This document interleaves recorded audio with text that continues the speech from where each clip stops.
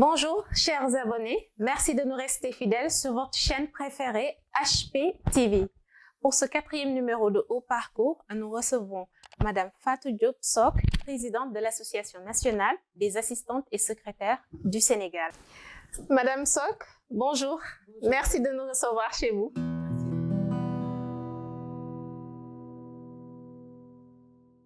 Je vous laisse le soin de vous présenter à nos internautes.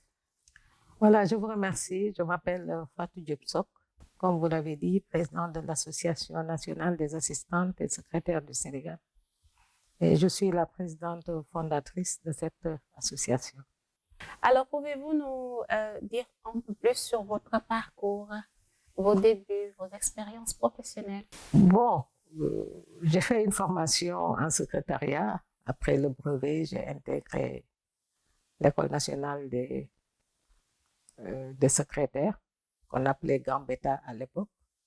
J'ai suivi une formation en secrétaire de direction. Et après ma formation, j'ai suivi un stage et j'ai été recrutée dans une société qu'on appelle Tamarou, où j'étais l'assistante du directeur général. Au bout de 2 ans, j'ai quitté cette entreprise pour aller dans une de mes passions, qui est la couture. Donc, pendant 2 ans, j'ai fait de la couture. Bon, ma maman étant institutrice, n'a pas voulu que j'excelle dans ce domaine, ayant déjà eu une formation. Donc, j'ai été recrutée à la Sénélec comme secrétaire de division.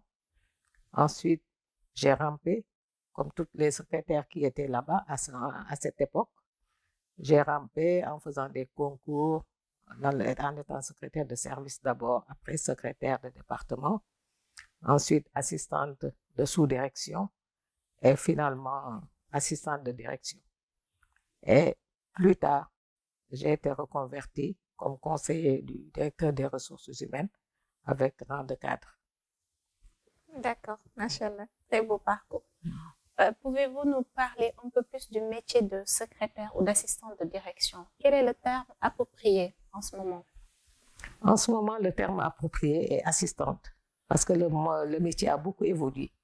On ne parle presque plus de secrétaire, parce que le métier étant évolué avec l'avènement des nouvelles technologies, l'assistante a un autre rôle que d'être une simple secrétaire qui accueille, qui répond au téléphone, enfin, l'accueil physique et téléphonique, et de dactylographier une simple lettre qui a été remise par son patron. Donc, la fonction d'assistante est plus intéressante parce que il y a beaucoup plus de responsabilités en étant assistante que secrétaire. D'accord. Auparavant, nous avons remarqué que, comme vous l'aviez dit, être secrétaire, peut-être, c'était des fonctions limitées. Maintenant, on parle d'assistante de direction. D'après vous, quelle est la cause de ce changement? Ce changement est d'abord dû à la formation académique. Parce que vous savez qu'avant, il suffisait que vous ayez une toute petite connaissance en français, qu'un oncle ou qu'une connaissance vous mette quelque part, et on vous donne une machine à taper, et vous êtes là à vous exercer, et au bout de quelques mois, on dit voilà, elle est secrétaire sans aucune formation académique. Donc maintenant, les choses ont évolué. La secrétaire a un niveau bac plus pour être BTS, et il y a le niveau Master 1, Master 2, la licence, etc. Donc, voyant que la formation académique n'est plus la même que celle d'avant, et avant, la formation s'arrêtait au BEP. Après, pour les BTS, c'était aussi un nombre un peu réduit. Mais maintenant, le niveau de BTS est quand même dépassé. D'ailleurs, au niveau de notre association, nous souhaitons quand même que le niveau soit beaucoup plus élevé que le BTS, c'est-à-dire reconnu par l'État. Parce que le BTS est le seul diplôme qui a été reconnu par l'État au niveau du secrétariat. D'accord. En parlant de votre association, justement, pouvez-vous nous parler un peu de l'historique de l'ANAS? En quelle année a été créée l'ANAS? Quel est le but principal de l'ANAS et en quoi cette association est-elle importante pour la carrière d'une jeune assistante, par exemple? Bon, l'ANAS a été créée suite à notre participation en tant qu'assistante à la Sénélec, d'avoir participé à une invitation, à un colloque plutôt, qui nous a été, où le directeur général nous a envoyé en Côte d'Ivoire pour assister à une colloque organisée par la Ligue ivoirienne des secrétaires. Donc, c'est en étant en Côte d'Ivoire que nous avons su et compris qu'il existait des associations de secrétaires au niveau de l'Afrique et qu'il n'en existait pas au Sénégal. Nous n'étions même pas informés de ça. Donc, c'est à notre retour qu'avec des collègues et moi-même, nous nous sommes organisés pour mettre en place l'association nationale. C'est la raison pour laquelle j'en suis la fondatrice. Donc, nous nous sommes engagés à mettre en place une association par rapport à nos consoeurs qui, à l'époque, voyaient des assistantes d'un niveau très élevé. Et nous nous sommes dit, pourquoi pas nous aussi au Sénégal? Donc, c'est la raison pour laquelle, en avril 2009, nous avons créé l'ANAS. Donc, l'ANAS regroupe des secrétaires et assistantes du secteur public et du secteur privé. Pour y adhérer, il faut simplement être de la profession et comment dire, et adhérer avec les conditions qui ont été fixées. Voilà, donc maintenant, ce que l'ANAS peut apporter aux assistants, c'est les formations. Vous savez que la fonction d'assistante, comme je vous l'ai dit tantôt, évolue très, très rapidement par rapport aux nouvelles technologies et par rapport à tout ce qui se fait, normationnel numérique, la digitalisation et tout ça. Donc, une secrétaire qui n'est pas formée à temps ne peut pas suivre l'évolution de sa profession et de son milieu professionnel. D'accord. Comme toute association, vous avez sûrement dû rencontrer des difficultés. Parlez-nous de vos difficultés et de vos plus belles réussites. Bon, vous savez, tout début est difficile. Quand il a fallu mettre en place cette association, on n'avait pas de moyens. Et pour pouvoir honorer les formations qui ont été retenues, il fallait quand même payer les consultants, louer des salles, trouver la logistique, etc. Et vraiment, je vous dis que ça a été très dur. On n'avait pas assez de moyens. Nous avons commencé avec les cotisations annuelles qui ne sont pas très fameuses. Donc, une aide par-ci, une aide par-là, d'une personne de bonne ou deux personnes de bonne volonté. Et on a commencé les formations. Et puisque l'ANAS a été créée en 2009, en 2010, nous nous sommes dit quand même que nous allons organiser la journée nationale de la secrétaire qui entre dans le cadre de la Semaine internationale de la secrétaire qui est fêtée partout dans le monde. Donc, en 2010, nous avons organisé cette journée qui a connu une grande réussite. Et je pense que c'est ce qui nous a valu cette passion, cet amour de maintenir cette association pour qu'elle aille de l'avant. Et la belle réussite, je pense que c'est ça, c'est d'avoir regroupé des secrétaires, des assistantes de tous bords, aussi bien à Dakar que dans les régions. Et il en reste d'ailleurs, et nous continuons toujours à vouloir massifier. Est-ce que vous avez le soutien de l'État? Malheureusement, au niveau national, nous n'avons reçu aucun soutien venant de l'État. On a eu à rencontrer beaucoup d'autorités depuis quand même plus de 10 ans, mais jusque-là, rien n'a été fait. Et je pense que l'ANAS œuvre quand même dans la formation qui participe au développement de l'entreprise ou de l'administration publique. Mais bon, peut-être que ça viendra. Pour intégrer l'ANAS, comme je l'ai dit tantôt, il faut être de la profession d'abord, parce que nous n'acceptons pas qu'une personne qui n'est pas secrétaire de formation puisse intégrer. Sinon, ça risque d'amener une cacophonie. Alors que nous parlons d'une association professionnelle, strictement professionnelle. Donc, il faut faire une formation. Nous ne nous basons pas sur le niveau de formation, mais il suffit d'avoir suivi la formation, d'avoir une quelconque diplôme et d'intégrer. Parce que si l'assistante ou la secrétaire intègre l'ANAS, elle peut se former et avoir un niveau plus élevé. Donc, c'est ça l'objectif de l'ANAS. C'est surtout la formation. Notre leitmotiv, c'est la formation.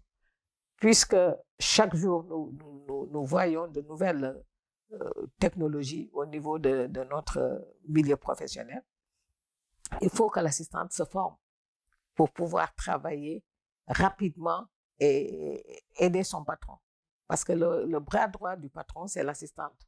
Donc, une assistante mal formée, eh bien, ça nuit à l'évolution même du poste de son patron. Et quelle aide apporte-t-elle lorsque, par exemple, la secrétaire ou l'assistante rencontre un problème dans le milieu professionnel? Oui, ça fait partie de nos statuts et règlements intérieurs. Une assistante ou une secrétaire qui a des difficultés dans son milieu professionnel, si elle nous contacte, nous faisons les démarches nécessaires. Si c'est des problèmes liés à son poste, on peut aller voir le patron. Si c'est des problèmes avec son patron, on peut aller voir le patron et essayer de les remettre pour qu'ils soient en bon terme, pour que le travail puisse marcher. Parce que quand il y a des différences entre le patron et l'assistante, eh bien, ça nuit au travail. Donc, l'ANAS est ouverte à toute demande d'une quelconque assistante membre qui a des difficultés dans son milieu de travail. Quels sont les projets que l'ANAS a? Bon, à court terme, nous préparons la semaine prochaine, c'est-à-dire le 28 avril, la journée nationale de la secrétaire qui entre dans le cadre de la semaine internationale, qui débute du 14 avril au 30 avril. Et puisque le Ramadan oblige, nous étions tenus de l'organiser après le Ramadan. C'est pourquoi on est allé jusqu'au 28 avril. Mais sinon, en général, on l'a fêté entre le 14 et le 20. Mais les conditions ne pouvant pas, nous avons choisi la date du 28 avril pour célébrer la journée. Donc, cette journée est marquée par une formation, une cérémonie d'ouverture d'abord. Nous avons comme parrain M. Falilou Samb, qui est un manager, qui a eu à faire beaucoup de formations, aussi bien dans d'autres secteurs que dans le domaine du secrétariat. Il a eu à former plusieurs assistantes de direction des pays d'Afrique. Et c'est quelqu'un qui nous accompagne dans le métier, dans notre profession et au niveau de l'ANAS. Donc, on l'a choisi cette année, puisque nous cherchons aussi d'éminentes personnalités pour parrainer la journée. Lui, il a été choisi cette année. Donc, c'est l'événement qui est en cours. Et après cet événement, nous avons au mois de juin le colloque des secrétaires qui est organisé au Congo-Brazzaville par l'association de ce pays-là, qui est membre de la Fédération africaine des secrétaires, assistants et attachés de direction. Donc, chaque année, il y a un pays qui organise. Vous savez que l'année dernière, c'est le Sénégal qui avait organisé. Donc, cette année, c'est au tour du Congo de recevoir les associations d'Afrique membres de cette fédération. Donc, c'est actuellement ce qui est en cours. Et d'ici le mois de décembre, des sessions de formation aussi sont prévues pour permettre à celles qui veulent les suivre de s'inscrire. Effectivement. Juste revenir, par exemple, sur la question de combien de membres êtes-vous et au niveau de la structuration de votre administration, y a-t-il un vice-président? Comment est organisée l'ANAS? Oui, l'ANAS a un bureau. L'ANAS est une association officiellement reconnue par l'État du Sénégal. Nous avons notre récépissé, nous sommes reconnus. Bon, nous avons nos documents administratifs et tout, nous sommes en règle. Donc, nous avons un bureau national qui est composé effectivement d'une vice-présidente, trésorière, enfin, tout ce qui doit composer un bureau. Voilà, donc l'ANAS est bien structurée. Et il y a beaucoup de membres quand même. Oui, pour le nombre de membres, je ne peux pas dire exactement parce qu'il y en a qui partent à la retraite. Quand elles partent, elles ne sont plus de l'association. Exactement, on n'a pas fait les statistiques pour avoir le nombre exact. Voilà. Quel conseil donneriez-vous à un nouveau bachelier qui souhaiterait faire la formation en assistant de direction? Je l'encouragerais volontiers parce que c'est un métier très passionnant, c'est un métier riche Et c'est un métier qui te permet d'avoir beaucoup de connaissances qui peuvent t'amener à faire autre chose que le secrétariat. Moi, j'ai pu voir que dans le métier de secrétariat, après quand même 35 ans d'expérience, qu'en dehors du métier de secrétariat, tu peux faire tout ce que tu veux, à part les métiers scientifiques ou techniques. Mais tout ce qui est commercial, RH, etc., voilà, tu peux le faire. Donc, c'est un métier qui est très ouvert. Faudrait-il que l'assistante soit passionnée et aime ce qu'elle fait? Parce que quand tu n'aimes pas ce que tu fais, quel que soit le métier que tu exerces, tu ne pourras pas avancer et tu ne pourras pas avoir de débouchés. Donc, c'est la raison pour laquelle nous battons pour les formations au niveau de l'ANAS, pour permettre aux assistantes d'être plus performantes. C'est ce que nous recherchons. Qu'on ne nous parle plus de secrétaires d'avant qui ne parlaient même pas le bon français, qui n'écrivaient pas de lettres, qui ne pouvaient même pas faire une correspondance pour leur patron. Nous souhaitons que les assistantes de maintenant soient responsabilisées à leur poste de travail. C'est-à-dire que le patron puisse dire à son assistante, tenez cette lettre, faites la réponse et envoyez au destinataire. Nous, c'est ce que nous recherchons pour les assistants.